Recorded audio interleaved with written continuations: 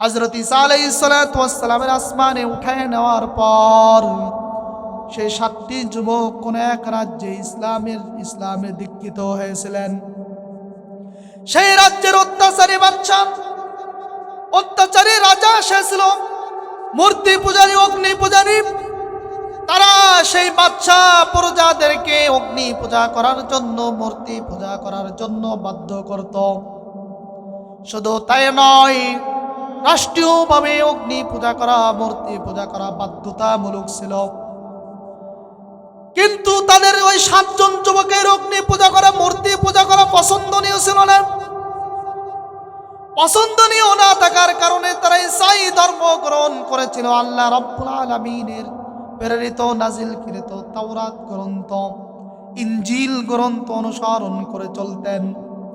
তখন ওই 7 জন যুবকের কথা অত্যাচারী জালেম বাদশার কানে যখন চলে গেল, তখন বাদশা তাদেরকে ডাক দিয়ে বললেন, ওগো যুবকেরা, তোমরা নাকি শুনেছি আমাদের ধর্ম বাদ দিয়ে নতুন ধর্ম গ্রহণ করেছ।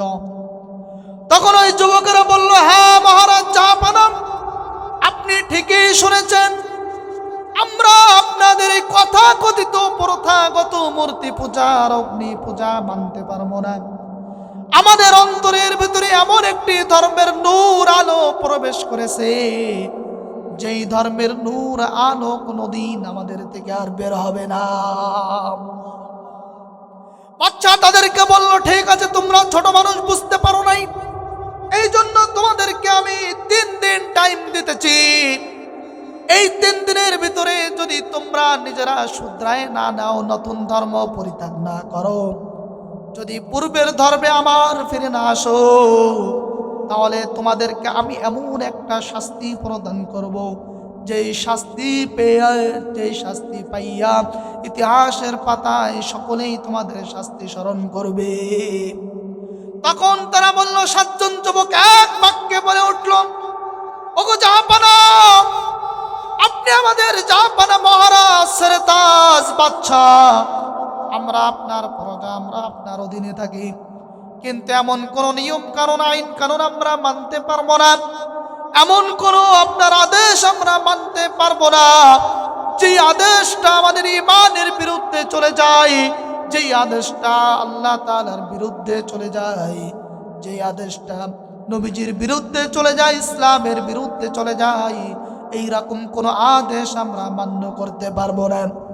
বাদশা বলল, তোমাদের সময় দিলাম, তোমরা ইচ্ছা করলে সময় নিয়ে ভেবে চিন্তে দেখতে পারো, যদি আর একটা কথা বলো তাহলে তোমাদেরকে তরবারি দিয়ে গর্দান উড়াইয়া দেব।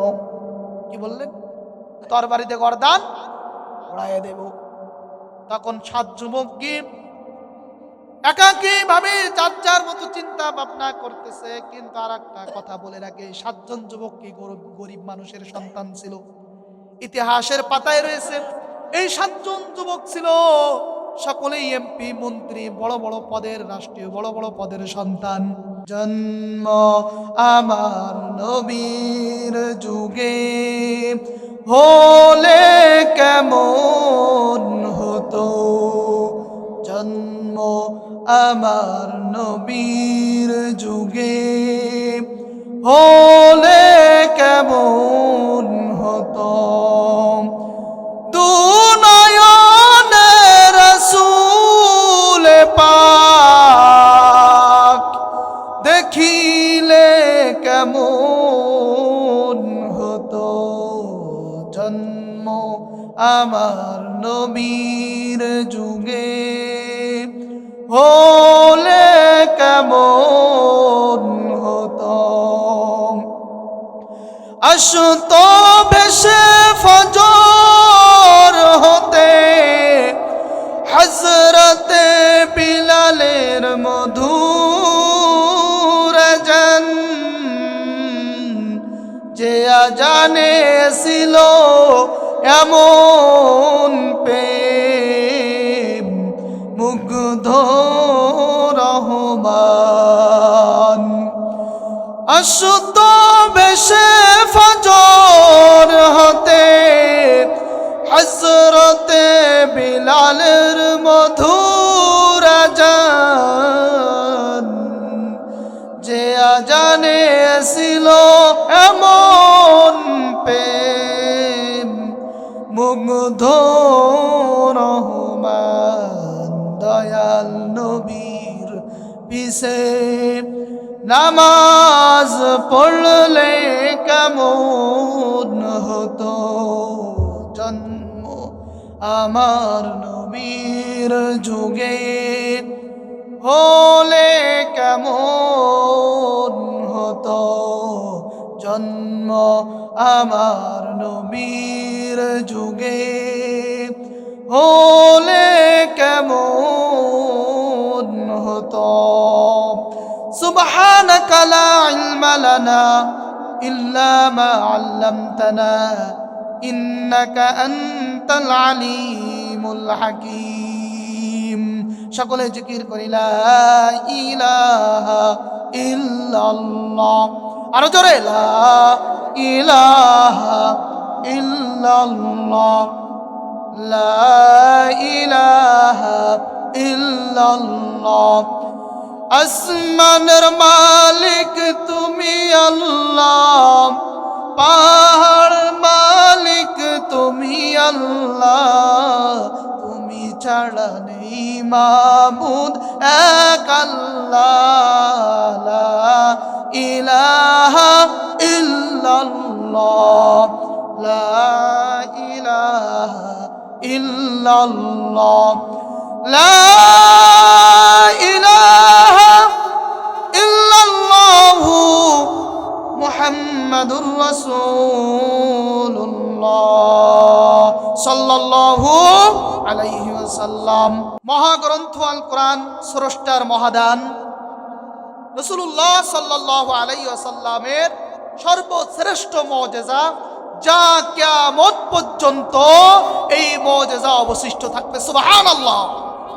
মোহতারাম হাজিরিন, সর্বোপরি বিশ্ব মানবতার মুক্তির মহাসনদ মহাগ্রন্থ আল কোরআন এমন একটি কিতাব যা তেলাওয়াত করলেও সওয়াব। সুবহানাল্লাহ বলেন না?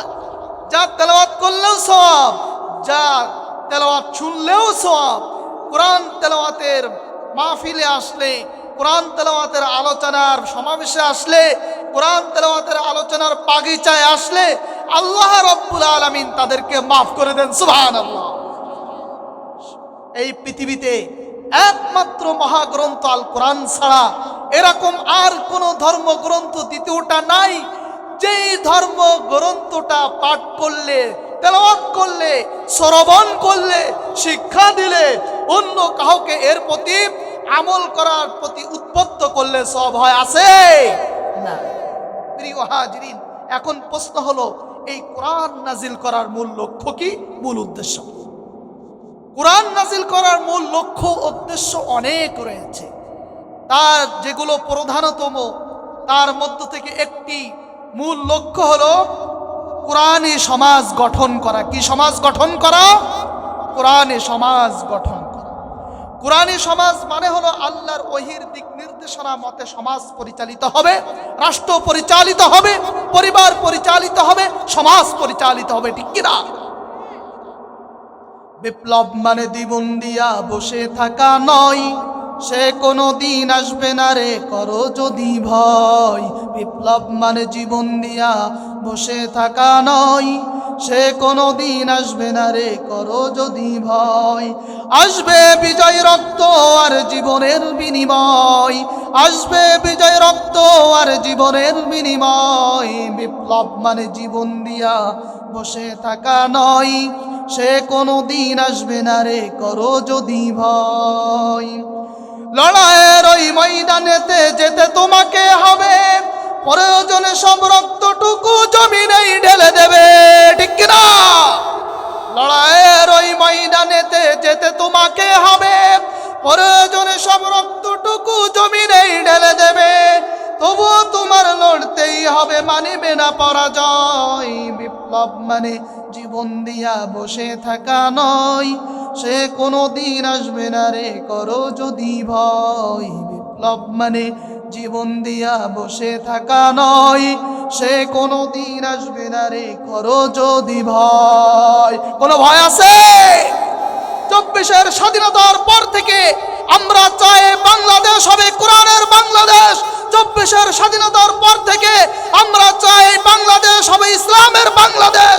24-এর স্বাধীনতার পর থেকে এই বাংলাদেশ হবে উলামায়ে ইকরামের বাংলাদেশ, ঠিক কিনা? মুমিন মুসলমানেরা, সমাজের শান্তি প্রতিষ্ঠাতা করতে হলে কোরআনের কোনো বিকল্প আছে? আরো জোরে বলেন, আছে? নবীজি সাল্লাল্লাহু আলাইহি ওয়াসাল্লাম 23 বছর পর্যন্ত ওহী দ্বারা সমাজ রাষ্ট্র পরিচালনা করেছিলেন, যে শান্তি প্রতিষ্ঠাতা করেছিলেন, যার ফলে একাকী রমণী, সুন্দরী রমণী অলংকার পরিহিতা অবস্থায় মাইলকে মাইল হেঁটে যাইতেন, কিন্তু কোন যুবক তার দিকে তাকানোর কোনো সাহস পাইত না। বর্তমান সময় সুন্দরী রমণী নয়, অলংকার পরিহিতা সাজসজ্জা গ্রহণকারিণী কোন রমণী রাস্তায় বের হওয়া লাগে না। একদল লম্পট যুবক রয়েছে যারা বুড়ো বৃদ্ধা মা বোনদেরকেও ছাড় দেয় না, ঠিক কিনা? বর্তমান সমাজে মা বোনদেরকে ধর্ষিত করা হচ্ছে। সবচাইতে আফসোসের বিষয় হলো যে ধর্ষক এখনো পর্যন্ত আমাদের সমাজে বুক টান করে বুক ফুলিয়ে হেঁটে বেড়ায়, ঠিক কিনা? আর বর্তমান সময়ে আমাদের সময়ের যে অবস্থা, যুবক সমাজের যে অবস্থা, তাদের অবস্থা আলোচনা করতে গেলে ঘন্টার পর ঘন্টা সময় চলে যাবে। যদি তাদের নীতি নৈতিকতা চরিত্রতা যদি ঠিক না হয়, তাহলে যুব সমাজ দিন দিন অধপতনের দিকে চলে যাবে, ঠিক কিনা? ও মুমিন মুসলমান, কোরআনী সমাজ হলে লাভ কি? প্রেসিডেন্ট হযরত ওমর ইবনে আব্দুল আজিজ রাহমাতুল্লাহি আলাইহি, তিনি প্রেসিডেন্ট হওয়ার পরেও রাষ্ট্র কোষাগার থেকে, রাষ্ট্রের তহবিল থেকে নিজের কলিজার টুকরো পুত্র সন্তানকে, ছেলে সন্তানকে বিনা অনুমতিতে একটা খেজুর দান করতেন না। সুবহানাল্লাহ। শুধু তাই নয়, ওমর ইবনে আব্দুল আজিজ রাহমাতুল্লাহি আলাইহি যখন তিনি প্রেসিডেন্ট হলেন, আমিরুল মুমিনিন হলেন, তখন তার সাথে যদি কোনো মানুষ ব্যক্তিগত আলাপ রচনা করার জন্য রাতের বেলায় যাইতেন, আর তিনি কুপিবাতি বা মোমবাতি জ্বালাইয়া যদি তিনি কোনো কাজ করতেন, রাষ্ট্রীয় কাজ করতেন, তাহলে মুসাফিরের কাছে, আগন্তুকের কাছে জিজ্ঞাসা করতেন, ও আমার ভাই, তুমি কি জন্য এসেছো? রাষ্ট্রের কাজে এসেছো নাকি ব্যক্তিগত কোনো কাজে এসেছো? যদি ওই ব্যক্তিটা বলতো আমি ব্যক্তিগত কাজে এসেছি, তখনই তিনি ধম করে বাতিটা নিভাইয়া দিতেন। তার কারণ হলো ব্যক্তিগত কাজে রাষ্ট্রীয় কোনো সম্পত্তি ব্যবহার হবে না। এটা কেন করতেন? কেবলমাত্র আল্লাহ রাব্বুল আলামিনের ভয় করতেন। আল্লাহু আকবার। কারণ হলো কোরআনী সমাজ মানে হলো আইন হবে আল্লাহর। কার আইন হবে? কার? আরো জোরে বলেন। কোরআনী সমাজ মানে হলো আইন হবে আল্লাহর। জনগণের পরিবর্তে সার্বভৌমত্বের অধিকারী হবে একমাত্র আল্লাহ। রাষ্ট্রে ইসলামী চিন্তাবিদদের ইস্তেহাদের মাধ্যমে বিস্তারিত আইন কানুন প্রণয়ন করে রাষ্ট্র পরিচালনা করা হবে। তার কারণ হলো মানব রচিত আইন প্রণেতাগণ তারা কখনো বলতে পারে না মানব সমাজের সুখ শান্তি অদূর ভবিষ্যতে কেমন হবে। মানব জাতির সুখ শান্তি জানেন কে? আরো জোরে বলেন, কে? গায়েব জানেন কে? মানুষ কি কখনো গায়েব জানে? মানুষের দ্বারা কি সম্ভব এখান থেকে 100 বছর পরে কি হবে তা বলা সম্ভব? কোনোদিন সম্ভব না। কারণ মানুষকে আল্লাহ রাব্বুল আলামিন গায়েব জানার ক্ষমতা দেন নাই। মানব জাতি, মানব সমাজে কিসের উপর সুখ শান্তি নির্ভর করে একমাত্র জানেন কে? আল্লাহ রাব্বুল আলামিনই ভালো জানেন অদূর ভবিষ্যতে মানব সমাজে কোন জিনিসটা দরকার আর কোন জিনিসটা দরকার না, ঠিক কিনা? ও মুমিন মুসলমানেরা, এখনো যারা প্যান্ডেলের বাইরে চার দোকানে আড্ডা দিতেছো, ঘোরাফেরা করতেছো, এই জান্নাতি বাগান আগামীকাল তোমরা পাবা না। চার দোকানে বসে ঠিকই আড্ডা মারতে পারবা, ফুচকার দোকানে, চটপটের দোকানে বসে আড্ডা দিতে পারবা, কিন্তু আগামীকাল কখনোই তোমরা এই জান্নাতি বাগান পাইবা না। এই মাহফিলে আসলে নামাজের স্মরণ হয়। কিসের স্মরণ হয়? আরো জোরে বলেন, কিসের স্মরণ হয়? এই মাহফিলে আসলে নামাজের স্মরণ হয়। এই মাহফিলে আসলে 4টা ফজিলত রয়েছে, তার মধ্য থেকে একটা হলো এই মাহফিলে আসলে সর্বপ্রথম আল্লাহর স্মরণ হয়। সুবহানাল্লাহ। আল্লাহ রাব্বুল আলামিন বলেন, আমান তাবা ওয়া আমানা ওয়া আমিলা আমালান সালিহান ফাউলাইকা ইউবাদদিলুল্লাহু সাইয়্যাতিহিম হাসানাত। যেই ব্যক্তি ঈমান আনয়ন করলো, নেক আমল করলো, আমলে সালেহ করলো, এরপরে আমার কাছে তওবা করবে, ইস্তেগফার করবে, আমি আল্লাহ রাব্বুল আলামিন তার জিন্দেগীর तमाम গুনাহগুলো মাফ করে দেব। এই জন্য তাফসীরুল কোরআন মাহফিল, ওয়াজ মাহফিলে আসার দরকার আছে না নাই? তাহলে যারা প্যান্ডেলের বাইরে ঘোরাফেরা করতেছে এরা নিষ্পাপ মাসুম বাচ্চা, তাই না? মাসুম বাচ্চা না? আপনারাই গুনাহগার শুধু। হ্যাঁ, পরে বুঝবা, যতই করো চালাকি, হ্যাঁ বাবা জান, পরে বুঝবা এর চালাক। এই তাফসীরুল কোরআনুল মাহফিলগুলো, কোরআনের আলোচনা শুনলে কি হয়? ইন্নামাল মুমিনুনা আল্লাযীনা ইযা যুকিরাল্লাহু ওয়াজিলাত কুলুবুহুম ওয়া ইযা তুলিয়াত আলাইহিম আয়াতুহু যাদাতুহুম ঈমানা। যখন মুমিন বান্দাদের সম্মুখে কোরআনের আয়াত পাঠ করা হয়, কোরআনের আলোচনা করা হয়, কোরআন তেলাওয়াত করা হয়, তখন মুমিনদের ঈমান বৃদ্ধি পায়।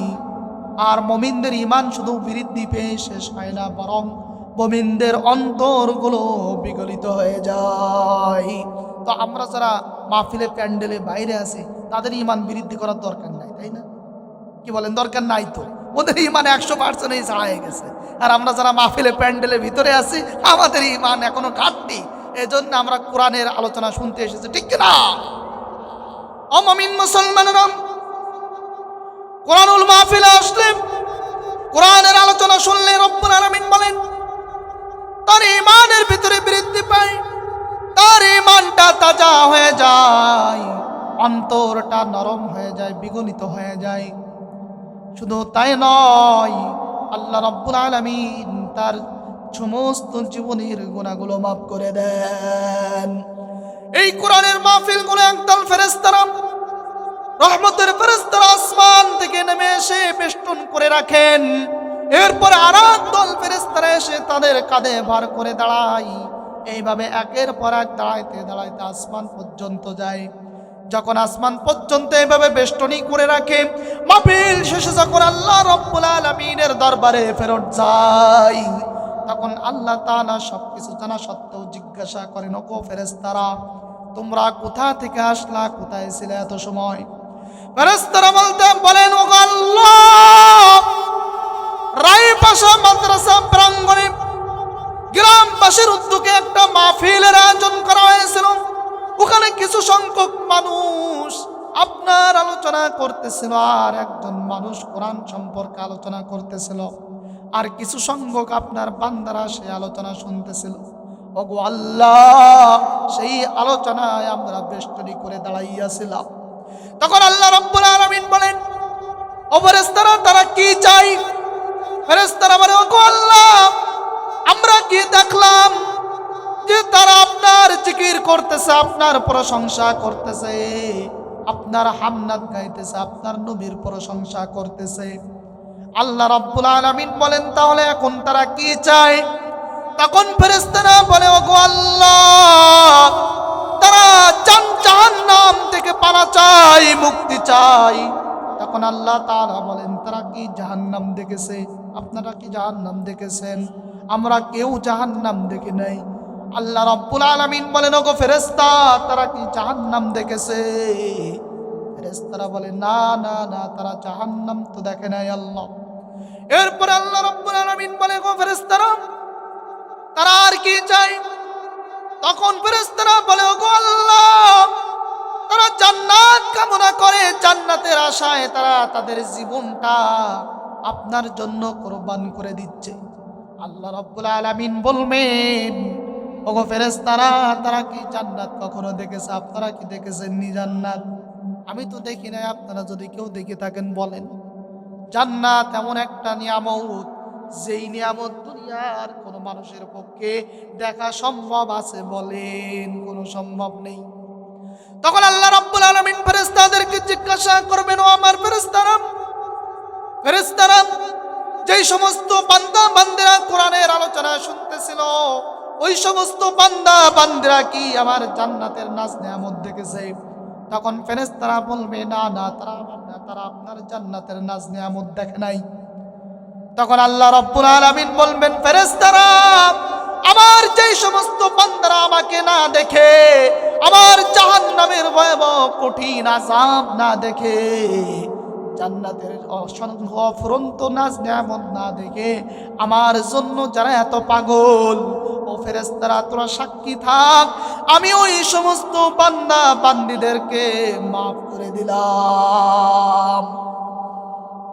তখন ফেরেশতারা প্রশ্ন করবেন, ও আল্লাহ, সেখানে এমন কিছু মানুষ এসেছিল যারা মূলত মাহফিল শুনতে আসে নাই, কিন্তু প্যান্ডেলের ভিতরে এসে বসা ছিল, এমনি আসছিল, সেই সমস্ত বান্দাদেরকে আপনি কি করবেন? তখন আল্লাহ রাব্বুল আলামিন বলবেন, ও ফেরেশতারা, তারা শুধুমাত্র প্যান্ডেলে আসার কারণেই আমি তাদেরকে মাফ করে দিলাম। এই জন্য যে সমস্ত ভাই ও বাবাজিরা এখনো প্যান্ডেলের বাইরে ঘোরাফেরা করতেছেন, দ্রুত প্যান্ডেলের ভিতরে আসেন, নতুবা এই ফয়েজ, এই বরকত, এই রহমত যদি শেষ হয়ে যায় তাহলে আগামীকালকে আর পাওয়া যাবে।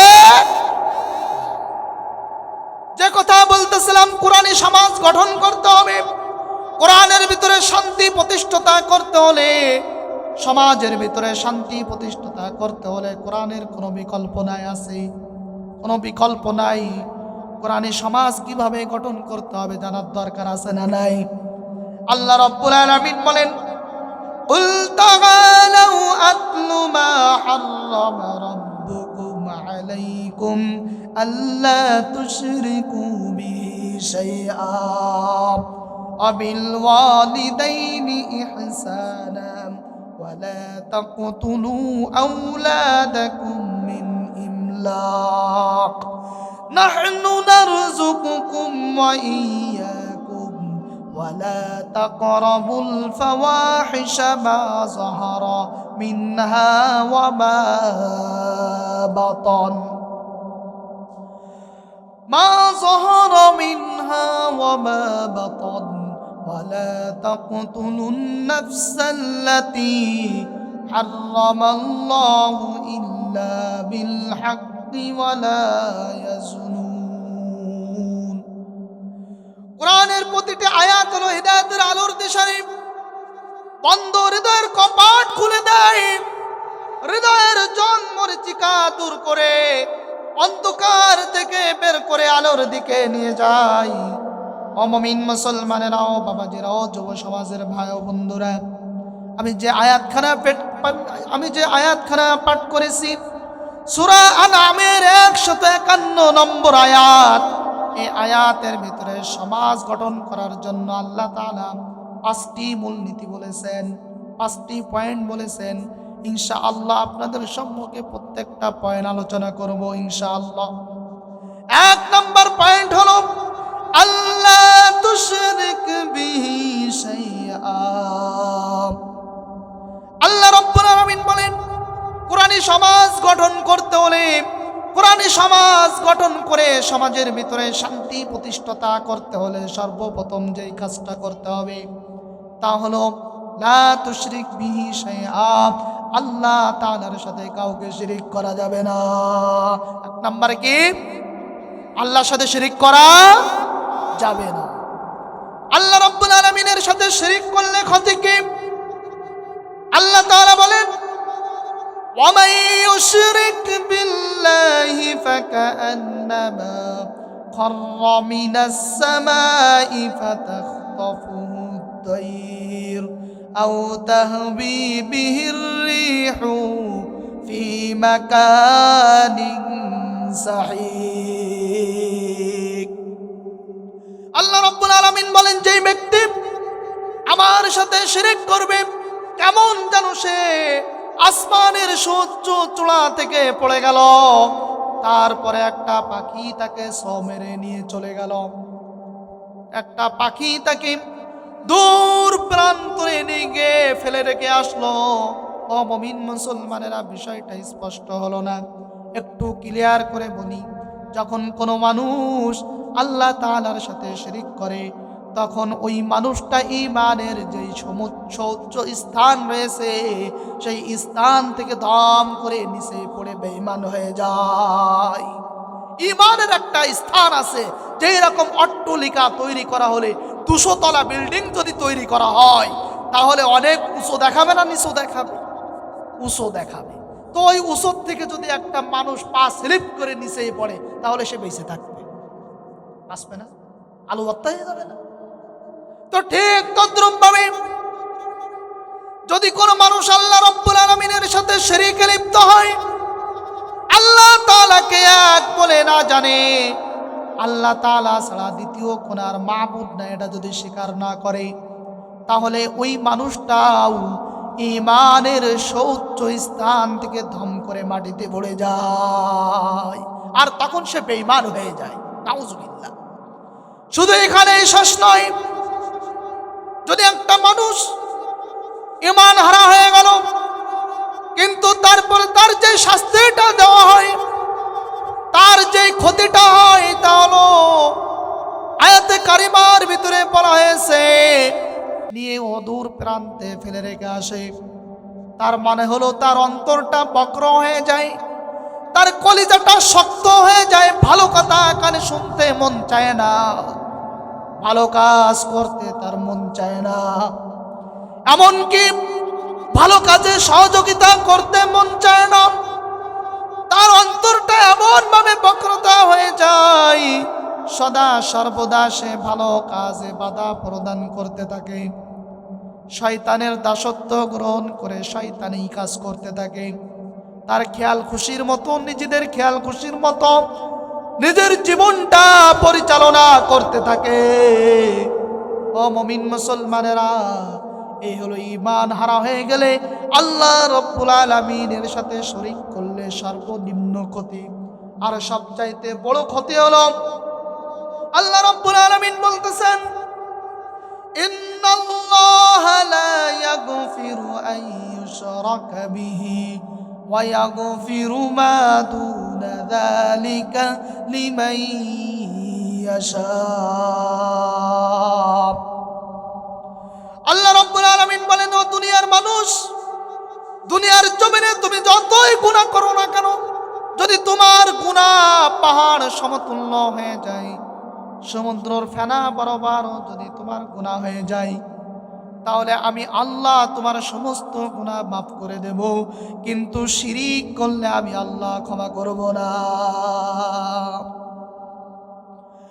এরপর আল্লাহ রাব্বুল আলামিন বলেন, ومن يشرك بالله فقد افترى إثما عظيما। আল্লাহ রাব্বুল আলামিন সমস্ত গুনাহ ক্ষমা করে দেবেন, শিরকের গুনাহ কেন ক্ষমা করবেন না? আল্লাহ তাআলা বলেন, যে ব্যক্তি শিরক করবে সে ছোটখাটো কোনো গুনাহে লিপ্ত হয় না, বরঞ্চ সে সব চাইতে বড় গুনাহে লিপ্ত হয়ে যায়। আর শিরিক যে করবে তাকে আল্লাহ রাব্বুল আলামিন কখনো ক্ষমা করবেন না। তথাকথিত একদল বাউল সম্প্রদায় আমাদের ইসলামকে কটূক্তি করেছে, ইসলামকে নিয়ে ব্যঙ্গ করেছে, আল্লাহকে নিয়ে ব্যঙ্গ করেছে, রাসূলকে নিয়ে ব্যঙ্গ করেছে। শুধু তাই নয়, তারা গানে গানে কোরআন হাদিস বিকৃত করে, কোরআনের তরজমা বিকৃত করে, কোরআনের তাফসীর বিকৃত করে গান গেয়ে বেড়ায়, ঠিক কিনা? ধিক্কার বাউল শিল্পী, চি চি চি চি চি চি চি চি, ধিক্কার বাউল শিল্পী, বাউল বাদনী পাজ্জাক, বাউল বাদনী পাজ্জাক, রাস্তাঘাটে রাস্তাঘাটে গাঞ্জা টানার স্বাধীনতা চাই তারা, রাস্তাঘাটে গাঞ্জা টানার স্বাধীনতা চাই তারা, ধর্ম নিয়ে কটূক্তি আর সাজে তারা গুরু বাবা, ঠিক কিনা? রাস্তাঘাটে গাঞ্জা টানার স্বাধীনতা চাই তারা, ধর্ম নিয়ে কটূক্তি আর সাজে তারা গুরু বাবা। কোরআন হাদিস বিকৃতি করে গেয়ে বাড়াই তারা গান, অসভ্যতা ছড়িয়ে দেওয়াই হলো ওদের আসল কাজ, ঠিক কিনা? অমমিন মুসলমানেরা, বাউলদের ধর্ম হলো লোক ধর্ম। বাউল ধর্ম ইসলামে সমর্থন করে না। বাউল ধর্ম সম্পূর্ণ নিষিদ্ধ। অশ্লীলতা, তন্ত্র মন্ত্র, জৈনাচার, পত্তিলোকতার মিশ্রণ যেই ধর্মটা তাকেই বলা হয় লোক ধর্ম। আর বাউলরাই হলে এটাকে গ্রহণ করে নিয়েছে, ঠিক কিনা? বাউলদের ধর্ম বিশ্বাস কেমন শুনবেন? বাউলদের ধর্ম বিশ্বাস হলো গুরু কখনো মরে না, তারা কেবলমাত্র আত্মাকে আড়াল করে রেখেছে। আর তাদের নবী যে হলো সাইজি লালন শাহ, তাদের ধর্মীয় স্লোগান লা ইলাহা ইল্লাল্লাহ লালন গুরু। নাউজুবিল্লাহ বলবেন না? তাদের ধর্মের ভিতরে জৈনাচার না করলে, বাধ্যতামূলক জৈনাচার করা, যদি তারা জৈনাচার না করে তাহলে তারা সাধনা করতে পারে না। নাউজুবিল্লাহ। ইসলাম হলো বিপরীত পক্ষে। ইসলাম কিসের ধর্ম জানার দরকার আছে না নাই? ইসলাম হলো তাওহীদ, পবিত্রতার ধর্ম। ইসলাম হলো একত্ববাদী খোদার ধর্ম। ইসলাম হলো পবিত্রতার ধর্ম। ইসলাম হলো শান্তির ধর্ম। ইসলাম হলো ঈমানের ধর্ম। ইসলাম হলো হায়া লজ্জার ধর্ম। ইসলাম হলো নীতি নৈতিকতার ধর্ম। সর্বোপরি ইসলাম হলো শিরক মুক্ত একটা ধর্ম, ঠিক কিনা? মুমিন মুসলমানেরা, ইসলাম কখনো পত্তিলোকতা সমর্থন করে না। ইসলাম কখনো গুরু পূজা সমর্থন করে না। ইসলাম কখনো বাউলকে সমর্থন করে না। ইসলাম কখনো নবীকে লালন বানানো সমর্থন করে না। ইসলাম কখনো নামাজ রোজা অস্বীকার করাকে সমর্থন করে না। ইসলাম কখনো বেহায়া অশ্লীলতা সমর্থন করে না, ঠিক কিনা? মুমিন মুসলমানেরা, এই জন্য যে সমস্ত বাউলেরা আল্লাহর বিরুদ্ধে যুদ্ধ ঘোষণা করেছে, আল্লাহকে নিয়ে কটূক্তি করেছে, কুরআন হাদিসকে নিয়ে কটূক্তি করে গান গেয়ে বেড়ায়, আমি অনতি বিলম্বে সরকারকে বলবো তাদেরকে গ্রেফতার করে দৃষ্টান্তমূলক শাস্তি প্রদান করুন, ঠিক কিনা? মুমিন মুসলমানেরা, কিয়ামতের দিন আল্লাহ রাব্বুল আলামিন সমস্ত মানব জাতিকে ডেকে বলবেন, ইয়া আবনা আদম ইন্নাকা মা দাউতানি রাজাউতানি গফারতু লাকা আলা মা কানা ফিকা ওয়ালা উবালি। কিয়ামতের দিন আল্লাহ রাব্বুল আলামিন বান্দাদেরকে বলবেন, ও আদম সন্তানেরা, যখনই তুমি আমাকে ডেকেছো, যখনই তুমি আমার কাছে দুই হাত তুলে সন্তান চেয়েছো, আমি তোমাদেরকে সন্তান দিয়েছি। সন্তান দেওয়ার মালিক কে? আরো জোরে বলেন, সন্তান দেওয়ার মালিক কে? নাকি মাজারে গেলে সন্তান পাওয়া যায়? সম্পদ দেওয়ার মালিক কে? নাকি মাজারে মান্নত করলে সম্পদ পাওয়া যায়? এই পৃথিবীর জমিনে যত মাজার আছে, যত কবর আছে, সমস্ত মাজার, সমস্ত কবরগুলো সেখানে গিয়ে দিতে হয়, ঠিক কিনা? সমস্ত মাজারে গিয়ে কি করতে হয়? দিতে হয়। কি দিতে হয়? ইসালে সব দিতে হয়। মরা মানুষ কখনো ইসালে সব দিতে পারে না। মরা মানুষ কখনো মানুষকে ফয়েজ বারাকাত দিতে পারে না। মরা মানুষ কখনো সন্তান দিতে পারে না। মরা মানুষ কখনো সম্পদ দিতে পারে না। মরা মানুষ কখনো মানুষকে ভালাই দান করতে পারে।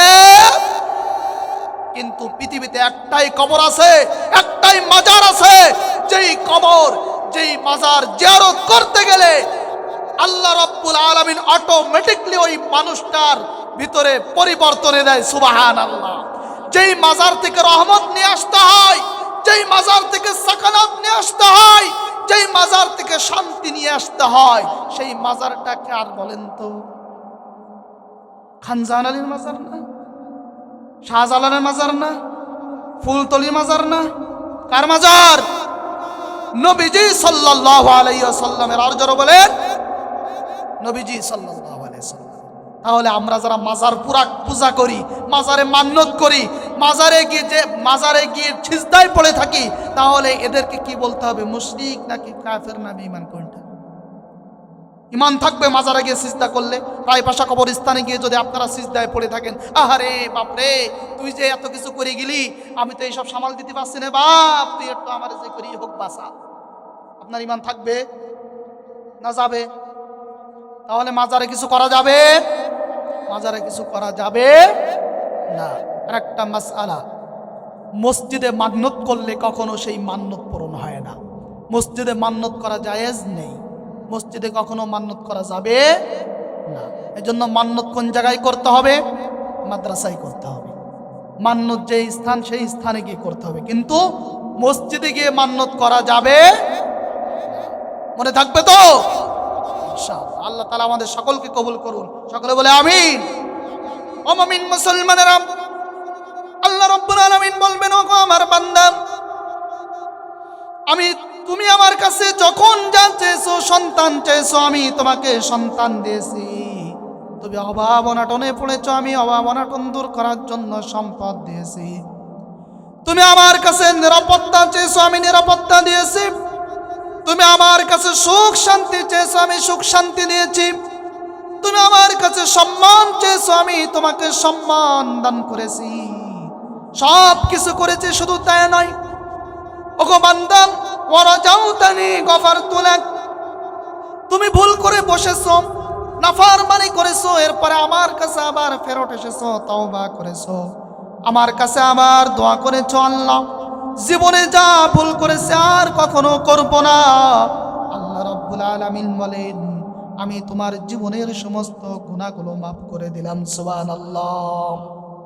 এরপর আল্লাহ রাব্বুল আলামিন আবার ডাক দিয়ে বলবেন, ইয়া ইবনে আদম, বালাগাত যুনুবুকা আনানাস সামাই সুম্মা ইস্তাগফারতানি গফারতু লাকা। ও ইবনে আদম, তোমার গুনার বোঝা যদি আসমান পর্যন্ত হয়ে যায়, 7 আসমান পর্যন্ত হয়ে যায়, তাহলে এরপরে আমার কাছে তুমি যদি ক্ষমা চাও, তাহলে আমি আল্লাহ তোমার জীবনের সমস্ত গুনাহগুলো মাফ করে দেব। এরপরে আল্লাহ রাব্বুল আলামিন আবার ডাকতে বলবেন, ইয়া ইবনে আদম, ইন্নাকা লাউ আতাইতানি বিকুরাবিল আরদি খাতায়া সুম্মা লাকিতানি লা তুশরিক বিহি শাইআ লা আতাইতুকা বিকুরাবিহা মাগফিরাতান। ওগো আদম সন্তান, যদি তুমি 7 জমিন পরিমাণ, সমুদ্রের ফেনা পরিমাণ জমিনের ভিতরে এমন কোন স্থান বাকি নাই যে স্থানে তুমি গুনার কাজ করো নাই। শুধু তাই নয়, এই সমুদ্রের ভিতরে যত পানি আছে, যত ফেনা আছে, এই ফেনা পরিমাণ তোমার গুনাহ হয়ে গেল। আল্লাহ রাব্বুল আলামিন বলেন, বান্দারে, তোর সমস্ত গুনাহ আমি আল্লাহ মাফ করে দেব, কিন্তু শর্ত হলো একটা, সেটা হলো শিরিক করতে পারবি না। শর্ত কি? শিরিক করা যাবে না। শিরিক যদি করি তাহলে আমার আপনার কোনো তওবা কবুলই হবে না, ঈমান না আনা পর্যন্ত, ঠিক কিনা?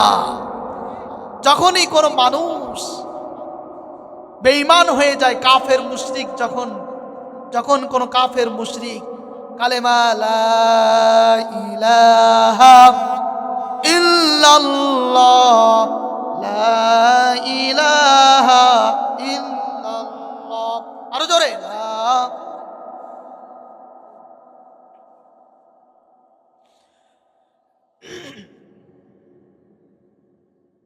লা ইলাহা ইল্লাল্লাহু মুহাম্মাদুর রাসূলুল্লাহ সাল্লাল্লাহু। আল্লাহ রাব্বুল আলামিন বলেন, ওগো বান্দা, যদি তুমি আমার কাছে 7 তবক জমিন পরিমাণ গুনাহ করে আসো আর শিরিক না করো, তাহলে আমি আল্লাহ তোমাকে মাফ করে দেওয়ার জন্য 7 তবক পরিমাণ মাগফিরাত নিয়ে আসবো। ও মুমিন মুসলমানেরা, এই জন্য আমাদেরকে শিরিক মুক্ত জীবন যাপন করতে হবে। শিরিক মুক্ত জীবন যাপন যখন করব, তখন আমার আল্লাহ রাব্বুল আলামিনের সাথে আমার আপনার সম্পর্ক গভীর হয়ে যাবে, ঠিক কিনা? কোরআনে সমাজ গঠন করার জন্য 2 নাম্বার যেই পয়েন্টটা হলো আবিল ওয়ালিদাইনি ইহসানা। আল্লাহ রাব্বুল আলামিন বলতেছেন, যদি তোমরা কুরআনী সমাজ গঠন করতে চাও, সমাজের ভিতরে শান্তি স্থাপন করতে চাও, যদি তোমরা সমাজের ভিতরে শান্তি পেতে চাও, ন্যায় ইনসাফ প্রতিষ্ঠাতা করতে চাও, রাষ্ট্রের ভিতরে যদি ন্যায় ইনসাফ প্রতিষ্ঠাতা করতে চাও, তাহলে পিতামাতার সাথে সদ্ব্যবহার করো। কি করতে হবে? পিতামাতার সাথে সদ্ব্যবহার করতে হবে। পিতামাতার সাথে কেমন সদ্ব্যবহার করতে হবে? বর্তমান ইয়াং জেনারেশন যারা, তারা সদা সর্বদা পিতামাতার সাথে দুর্ব্যবহার করে, ঠিক না? কথায় কথায় তারা পিতামাতাকে গালিগালাজ করে। এমনও সন্তান রয়েছে, কুলাঙ্গার রয়েছে, যারা মাকে মা বলে ডাকে না, বাবাকে বাবা বলে ডাকে না, আছে না নাই? অথচ পিতা তার মাতার ঘাম পায়ে ফেলে সন্তানের মনের চাহিদা, সন্তানের লালসা পূরণ করার জন্য জীবনটা বাজি রাখে, ঠিক না? মা নামক যে দাসীটা ঘরে রয়েছে, তখন সেই দাসীটা সকাল থেকে সন্ধ্যা, সন্ধ্যা থেকে আবার সকাল পর্যন্ত সন্তানের আরাম আয়েশ সুখ শান্তির জন্য অক্লান্ত পরিশ্রম করে যায়, ঠিক না? অমমিন মুসলমানেরা, ও যুব সমাজেরা, তুমিও যুবক, কিন্তু ইতিহাসের পাতায় এমন কিছু যুবকের নাম লেখা আছে যে সমস্ত যুবকদেরকে শুধু মুসলমান নয়, খ্রিস্টান, ইহুদি, নাসারা, বৌদ্ধ, নাসারা, ইহুদি যারা আছে, সকলে সেই সমস্ত যুবকদেরকে অত্যন্ত সম্মানের সহিত স্মরণ করে থাকে। সেই যুবকদের যত মানুষ, যত যুবকের ইতিহাসের পাতায় অবিস্মরণীয় রয়েছে, তার মধ্য থেকে 7টি যুবকের কথা আপনাদের সম্মুখে তুলে ধরব। যে 7টি যুবককে অনেক বছর পূর্বে হযরত ঈসা আলাইহিস সালাতু ওয়াস সালামের ইন্তেকালের পর, হযরত ঈসা আলাইহিস সালাতু ওয়াস সালামের আসমানে উঠায় নেওয়ার পর, সেই 7টি যুবক কোন এক রাজ্যে ইসলামে দীক্ষিত হয়েছিলেন। সেই রাজ্যের অত্যাচারী বাদশা, অত্যাচারী রাজা এসেছিল, মূর্তি পূজারী, অগ্নি পূজারী, তারা সেই বাদশা প্রজাদেরকে অগ্নি পূজা করার জন্য, মূর্তি পূজা করার জন্য বাধ্য করত। শুধু তাই নয়, রাষ্ট্রীয়ভাবে অগ্নি পূজা করা, মূর্তি পূজা করা বাধ্যতামূলক ছিল। কিন্তু তাদের ওই 7 জন যুবকের অগ্নি পূজা করা, মূর্তি পূজা করা পছন্দনীয় ছিল না। পছন্দনীয় না থাকার কারণে তারা ঈসাই ধর্ম গ্রহণ করেছিল। আল্লাহ রাব্বুল আলামিনের প্রেরিত নাজিলকৃত তাওরাত গ্রন্থ, ইনজিল গ্রন্থ অনুসরণ করে চলতেন। তখন ওই 7 জন যুবকের কথা অত্যাচারী জালেম বাদশার কানে যখন চলে গেল, তখন বাদশা তাদেরকে ডাক দিয়ে বললেন, ওগো যুবকেরা, তোমরা নাকি শুনেছি আমাদের ধর্ম বাদ দিয়ে নতুন ধর্ম গ্রহণ করেছ। তখন ওই যুবকেরা বলল, হ্যাঁ মহারাজ জাহাপানা, আপনি ঠিকই শুনেছেন, আমরা আপনাদের এই কথাকথিত প্রথাগত মূর্তি পূজার, অগ্নি পূজা মানতে পারবো না। আমাদের অন্তরের ভিতরে এমন একটি ধর্মের নূর আলো প্রবেশ করেছে, যেই ধর্মের নূর আলো কোনদিন আমাদের থেকে আর বের হবে না। বাচ্চা তাদেরকে বলল, ঠিক আছে, তোমরা ছোট মানুষ, বুঝতে পারো নাই, এই জন্য তোমাদেরকে আমি 3 দিন টাইম দিতেছি। এই 3 দিনের ভিতরে যদি তোমরা নিজেরা শুধরায় না নাও, নতুন ধর্ম পরিত্যাগ না করো, যদি পূর্বের ধর্মে আমার ফিরে না আসো, তাহলে তোমাদেরকে আমি এমন একটা শাস্তি প্রদান করব, যেই শাস্তি পাইয়া ইতিহাসের পাতায় সকলেই তোমাদের শাস্তি স্মরণ করবে।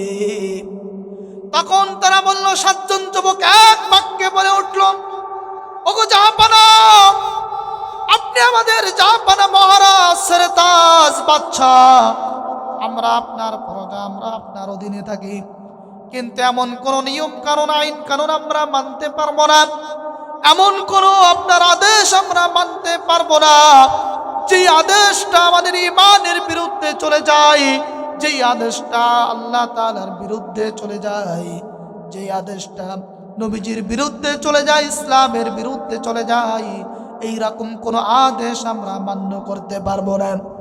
বাদশা বলল, তোমাদের সময় দিলাম, তোমরা ইচ্ছা করলে সময় নিয়ে ভেবে চিন্তে দেখতে পারো, যদি আর একটা কথা বলো তাহলে তোমাদেরকে তরবারি দিয়ে গর্দান উড়াইয়া দেব।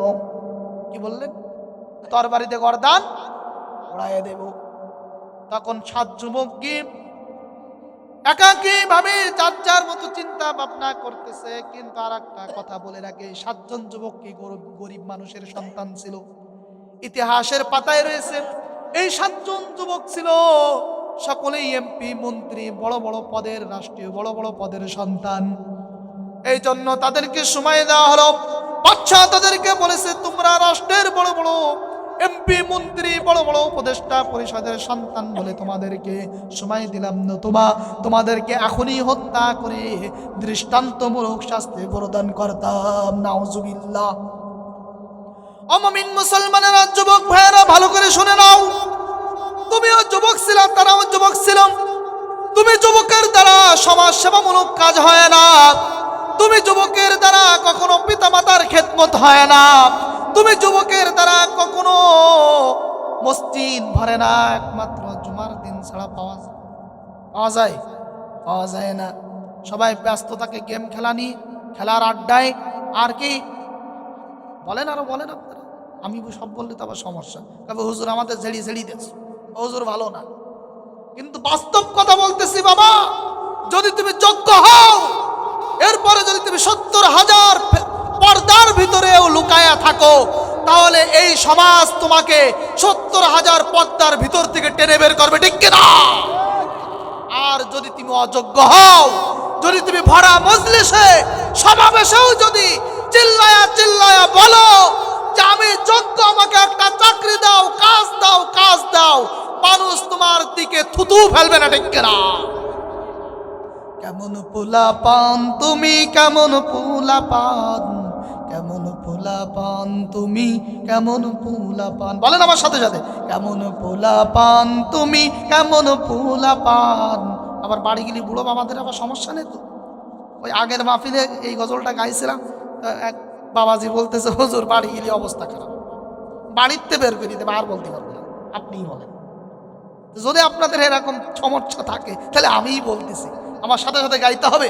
কেমন পোলা পান তুমি, কেমন পোলা পান, কেমন পোলা পান তুমি, কেমন পোলা পান।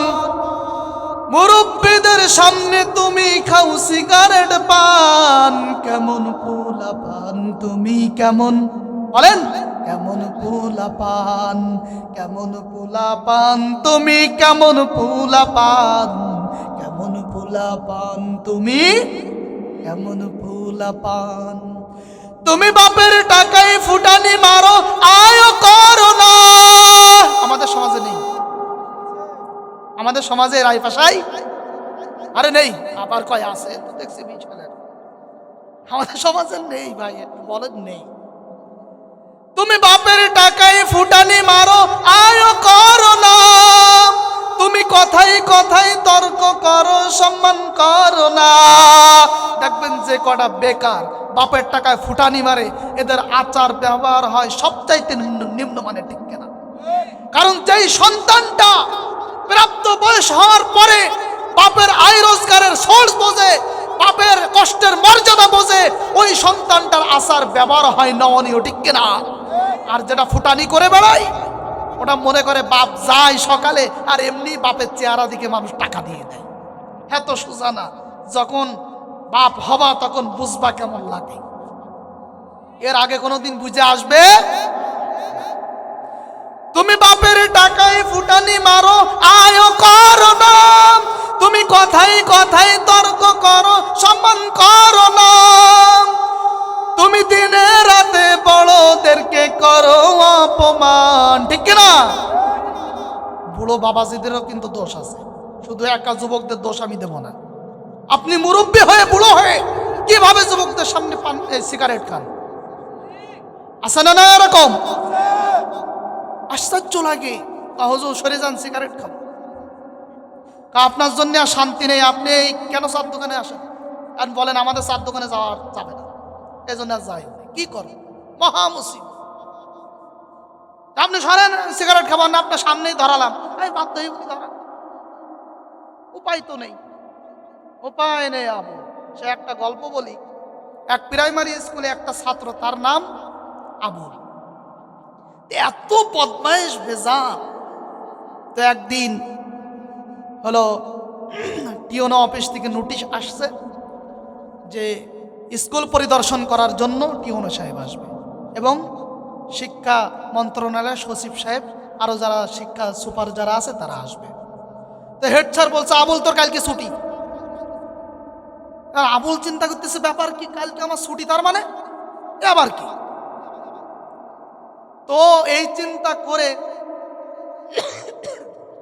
স্কুলের টুল দেখবেন, একটা থাকে হাই আর একটা হলো নিচু, মানে একটা লং আর একটা হলো শর্ট।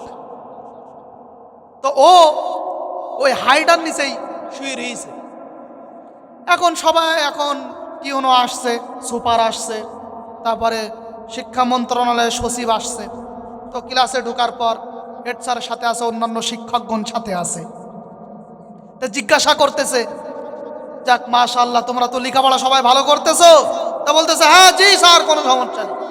আচ্ছা ঠিক আছে, তোমাদের কেমন একটা প্রশ্ন করব, যেই প্রশ্নের উত্তর হবে একটাই, স্থান কাল পাত্র ভেদে একটা জিনিসেরই নাম হয় একাধিক। একটা জিনিসের নাম কি হয়? একাধিক নাম হয়। স্থান কাল পাত্র ভেদে একটা জিনিসের নাম হয় কি? একাধিক। তো সবাই ছাত্ররা এর দিকে ওর দিকে তাকাচ্ছে, হেড স্যার আরো সহকারী শিক্ষক যারা আছে সবাই এদিকে ওদিকে তাকাচ্ছে, মান সম্মান তো কেস। এখন বেঞ্চের হাই বেঞ্চের তল থেকে আবুল চলে গেছে। হেড স্যার বলছে, মরিয়েস, যেখানে গেলি বাঘের ভয় সেখানেই রাত হয়। হাহারে আল্লাহ, আবুল তোরে আমি আসতে নিষেধ করলাম, বলে বলে গালি দিচ্ছে, তোরে আমি আসতে নিষেধ করলাম আর তুই আইসিস আবার। আমাদের কিছু মুসল্লি ভাইয়েরাম আছে না, যখন ছোট বাচ্চারা মসজিদে নামাজ পড়তে আসে, একটু চিল্লা চিল্লি করে, দৌড়দৌড়ি করে, তখন বইটাকে বসে এরাম করতে দেয় কিটমিট, আল্লাহ আজকে হুজুর এত দেরি করছে কি জন্য? হুজুর একটু সালাম ফির, হুজুর এত দেরি করছে কেন আজকে সালাম ফির? যখন সালাম ফিরানো হয়ে যায় তখন কি বলে, কার ছেলে তুই আছিস কি বলে, কি বলে না? যেই সমস্ত মুরব্বী বাবাজিরা, ভাইয়েরা, মুসল্লি ভাইয়েরা এই ধমক দিয়ে বাচ্চাদেরকে মসজিদ থেকে তাড়াও, আমি কান বলে রাখছি, কান খুলে শুনে রাখো, তোমার ধমক শুনে এই বাচ্চাটা যে চলে গেল, এই বাচ্চাটা অদূর ভবিষ্যতে যদি আর জীবনে নামাজ না পড়ে, তাহলে এই গুনার দায়ভার তোমার কাঁধেই যাবে, ঠিক কিনা? এই জন্য মসজিদে বাচ্চারা আসবে, তারা শয়তানি করবে, দৌড়াদৌড়ি করবে, তুমি কেমন নামাজ পড়তেছো, তোমার একটু মশাই কামড়ালে তুমি ঝাঁপ দিয়ে উঠতেছ, হ্যাঁ কেমন নামাজ পড়তেছো তুমি? তাহলে আমার আপনার নামাজের দুর্বলতা আছে না? ইমানের দুর্বলতা আছে না? নাই। নামাজ পড়লে মানুষ আল্লাহ তাআলার ঘোষণা, কার ঘোষণা? ইন্নাস সালাতা তানহা আনিল ফাহশাই ওয়াল মুনকার। আল্লাহ রাব্বুল আলামিন বলেন, নামাজ যদি সুন্দরভাবে, নামাজের সুন্নাতগুলো, ওয়াজিবগুলো যদি সুন্দরভাবে আদায় করে কোনো বান্দা যদি নামাজ আদায় করে পাক পবিত্র হয়ে, তাহলে ওই নামাজ তার সমস্ত অশ্লীল বেহায়াপনা কাজ থেকে বিরত রাখে।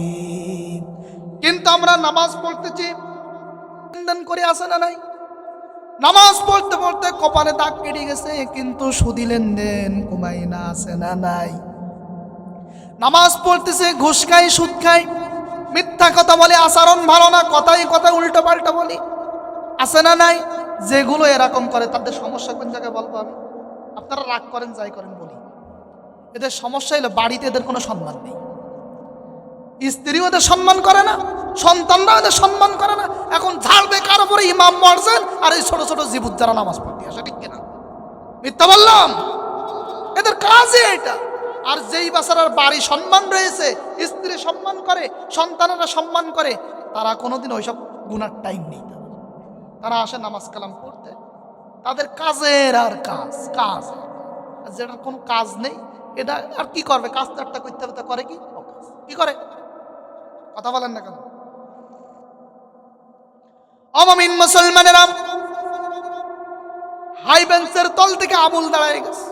কারণ হেড স্যার বলছে, বাবা রে, এ তো দেখছি বেকায়দে এক ভ্যাস অবস্থা। তোরে ছুটি দিলাম আর তুই চলে আসলি, অন্যদিন তোরে মাঠে বাড়ির থেকে ধরিয়ে আনা যায় না, আর আজ তুই আইসিস।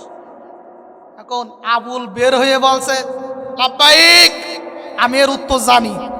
তখন হেড স্যার বলছে, কি রে, জীবনে একটা পড়া পাইল না, সরে আতাই পারে না, আর ও এর উত্তর জানে, তার মানে হে কি? তখন বলতেছে, হ্যাঁ আমি এর উত্তর জানি। আচ্ছা বলো। এখন সুপার সচিব এরা তো আর জানে না যে কোন ক্যাসিং এর মাল, এরা তো আর জানে না। তো বলতেছে, হ্যাঁ বলো। তা আছে শুন। আচ্ছা কিভাবে? তা আছে যখন মাথায় থাকে তখন নাম হয় চুল, কি? আর যখন ভুরুতে আসে তখন নাম হয় ভুরু। চোখের ওপরে আসলে নাম হয় পাপড়ি, আর ঠোঁটের ওপরে গেলে নাম হয় মোষ, গালের ওপরে আসলে নাম হয় দাড়ি, বুকের ওপরে আসলে নাম হয় কি? লোম, পশম। তখন হেড স্যার বলছে, বাবা তোর দোয়া এলাকা আবুল আর নিচেই নামিস না। তা আমাদের অবস্থাও কি এরকমই আমাদের অবস্থা। মুমিন মুসলমানেরা, সেই 7 জন যুবকের অন্তরে আল্লাহ রাব্বুল আলামিন এইরকম ঈমানের নূর দান করেছিলেন, যেই নূরের বদৌলতে তারা বলছে যে আপনি যতই অত্যাচার করুন না কেন আমরা কখনোই ঈমান ছাড়ব না। আল্লাহ রাব্বুল আলামিন সেই 7 জন যুবকের নামে পবিত্র গ্রন্থ আল কোরআনের ভিতরে একটা সূরা নাজিল করেছেন, সূরাতুল কাহফ। সুবহানাল্লাহ। ওই 7 জন যুবক রাতের বেলায় একটি গাছের নিচেই যাইয়া বসে আছে, কেউ কারোর সাথে কোনো ধরনের কথাবার্তা বলে না। একজন কথা বলতেছে, কি ভাই তুমি এখানে কেন আসছো? তখন সে বলে, আমি আসছি, আমি তো মূর্তি পূজা করতে পারবো না, শিরিক করতে পারবো না। তখন তাকে সকলেই বলতেছে, আমরাও তো শিরিক করবো না, মূর্তি পূজা করবো না, তাহলে চলো আমরা সামানা পাত্র গুছাই নিয়ে আমরা 2 চোখ যেদিকে যায় সেদিকে আমরা এই রাজ্য ছেড়ে চলে যাই। আরে যুব সমাজ, তারা ঈমানের জন্য, আমলের জন্য, চরিত্র ঠিক করার জন্য রাজ্য ছেড়েছে, তারা চরিত্র ঠিক করার জন্য দেশ ছেড়েছে, মাতৃভূমি ছেড়েছে, তারা চরিত্র ঠিক করার জন্য পিতামাতা ছেড়েছে রে যুবক। আর তুমি চরিত্র ঠিক করার জন্য সামান্য একটু গেম খেলা ছাড়তে পারো না? আছে না নাই? আরো জোরে বলেন, আছে না নাই? আছে। তো 7 জন যুবক রাতের আধারে রওনা হয়ে গেল। যখন রাতের আধারে রওনা হয়ে গেল, 7 জন যুবক হেঁটে যাইতেছে, পেছনে পেছনে একটা কুকুর রওনা হয়ে গেল।